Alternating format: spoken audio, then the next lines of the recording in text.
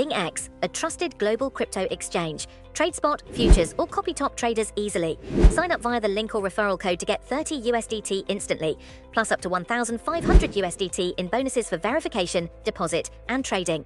Former New Zealand Prime Minister Jim Bolger, a towering figure whose political tenure was marked by both profound strides towards reconciliation with Māori and deeply divisive economic reforms, has passed away at the age of 90. His family announced his peaceful departure on Wednesday, surrounded by his wife, Joan, their 9 children, and 18 grandchildren, following a period of dialysis necessitated by kidney failure.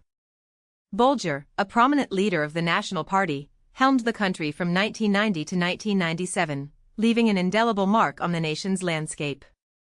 Across the political spectrum, tributes have poured in, painting a picture of a leader possessed of high ideals, unwavering determination, and a genuine warmth that transcended political divides. Prime Minister Christopher Luxon remembered him as a principled and formidable colleague to those who worked alongside him, and a worthy adversary to his opponents, emphasizing Bolger's ability to maintain respectful discourse even amidst sharp disagreements.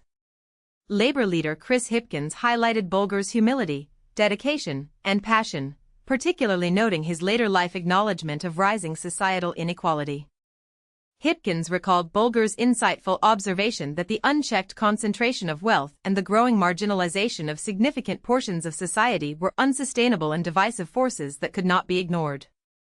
Bolger's journey into national politics began in 1972, culminating in his leadership of the National Party in 1986 and his ascent to the premiership in 1990.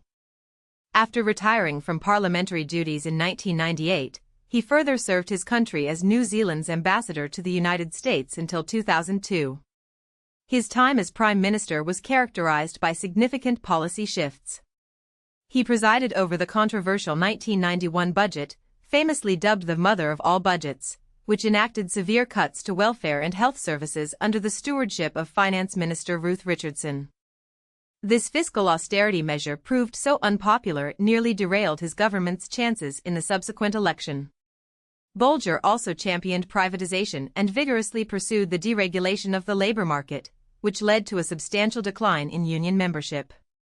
In a notable later reflection in 2017, Bolger publicly disavowed the tenets of neoliberalism, asserting that it had failed to foster broad-based economic growth, with the limited gains accruing disproportionately to the elite. However, Bolger's premiership also ushered in a fundamental shift in New Zealand's electoral system, introducing the mixed-member proportional representation model that continues to shape the nation's democracy today. His legacy regarding treaty settlements, a crucial mechanism established in 1975 to address historical breaches of the Treaty of Waitangi, the country's founding document, is profound and enduring. Bolger's government successfully concluded the inaugural settlements between Maori iwi tribes and the Crown, providing redress for the impacts of colonization. In his autobiography, A View from the Top, Bolger offered a deeply personal perspective on this process. He reflected that an intrinsic part of him, perhaps stemming from his Irish heritage as a descendant of an historically oppressed nation, compelled him to listen to the Maori narrative, engage with those seeking dialogue on their grievances, and ultimately determine a path towards resolution.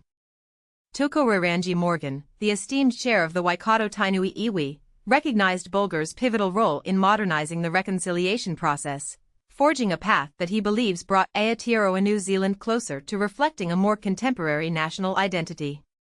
Green MP Tina Tuiono echoed this sentiment, emphasizing Bolger's unwavering belief in the treaty, the imperative of historical justice, and the collective obligation to honor its principles. When questioned about the rationale behind treaty settlements, Bolger's consistent response, as recounted by Tuiono, was simply, because it is the right thing to do. A staunch Republican, Bolger declined a knighthood upon leaving politics, opting instead